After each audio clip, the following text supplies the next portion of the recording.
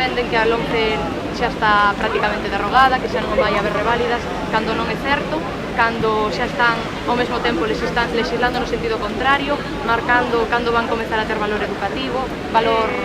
académico, e ademais o estudantado de segundo bacharelato que vai ter ao finalizar este curso vai ser unha reválida, non vai ser selectividade e polo tanto nós temos que seguir a mobilizarnos, temos que seguir a conseguir avances, como xa os conseguimos, mediante a movilización do estudantado, mediante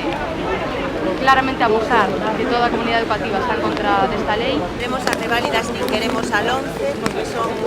instrumentos regresivos que nos levan a moitos anos atrás a un modelo franquista que o único que pretende é que cada vez menos xente teña acceso á universidade. Desde o BNG apoiamos a necesidade de desbotar a LOMCE e as reválidas e sobre todo reclamamos que a Xunta de Galiza exerza as competencias que ten. Creemos que Galiza necesita unha lei de ensino adaptada á nosa realidade que aposte pola calidade, por un ensino igualitario en galego, por un ensino feminista, por un ensino en definitiva que favoreza que o fillo ou a filla de calquer traballador ou traballadora poda ir á universidade igual que o fillo de un empresario.